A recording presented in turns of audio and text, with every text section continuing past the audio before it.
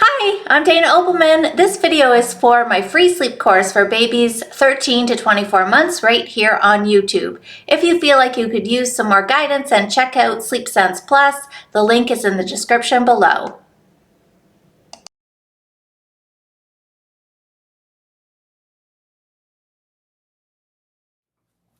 Good morning, welcome back. I want to circle back around to those naps. I hope that you're seeing some form of progress.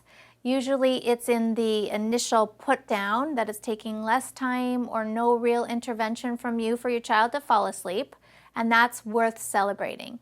If you're finding at this point in the process that there's still a lot of or nap time protest going on, then I want you to just make your exit. It's not helping us to sort of do this little partial around the door business. For whatever reason, you being involved in this process just really isn't helping her. So we're just going to make a complete exit with our naps today, and you're just going to do your nap routine, put her down, and leave the room completely. You could go back every 10 or 15 minutes just for a basic check-in, just to make sure that visually she's looking fine, and then leave again, or just watch on your video monitor to make sure that you can visually see that she's not in harm's way in any way that you need to help out, and just stay out. And I know that that's probably not something you really love the idea of, but again, we need to think about the bottom line. If you being in, if you checking on her just seems to be fueling her fire and making matters worse, then the answer is for you to just stay out. I do find that with some toddlers, this is the only strategy. They just do not respond well to you being in the room. They don't respond that well to your leave-in checks, and ultimately you just being out of the room is the magic answer. And because what happens is the child will realize that naps are not an option, and they really can't be, right? What else are we going to do? We know that she needs to have a daytime nap. So this is our last stop. It's really the only thing we can do at this point. And she'll begin to understand, okay, you know what, this is happening, right? This is happening whether I want it to or not. And the best thing to do is to just figure out some ways to calm down and go to sleep. And you just giving her that space, saying, you know what, I'll be back in an hour. This is nap time. You can sleep or not sleep. That's your prerogative, but I'm not coming back for the next hour.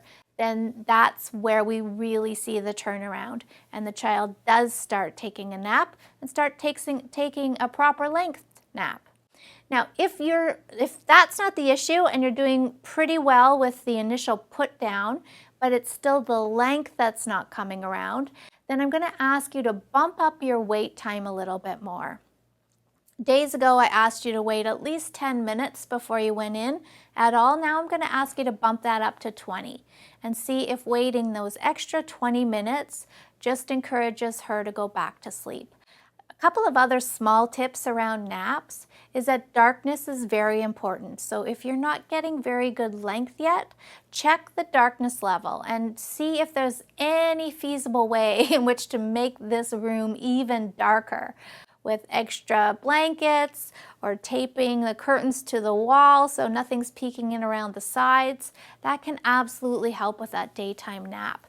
Running some white noise can also be really helpful if you've got any kind of environmental sounds going on in your neighborhood or you have other kids in the house. Then just that little bit of white noise can help drown that out and keep her napping well. Also making sure she's comfortable. You know, if I'm going to take a nap, I usually put on a pair of sweatpants, and that makes me more comfortable for my nap. So think about that. Is she comfortable enough for nap? Because any little bunch up of a dress or jeans is most likely going to be uncomfortable enough for her to wake up prematurely. So give those things a little try, but again, just hang in there.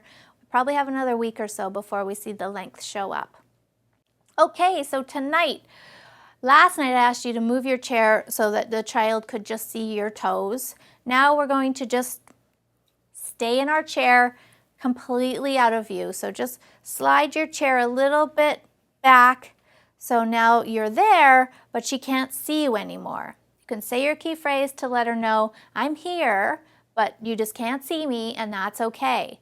And that's an important piece of this transition. We do want her to realize that she is fully capable of falling asleep without you watching. So this is the last piece of our little puzzle here that needs to click into place. We're still giving consequence if she's not cooperating, and we're just staying put in our chair for another night or two. See you tomorrow.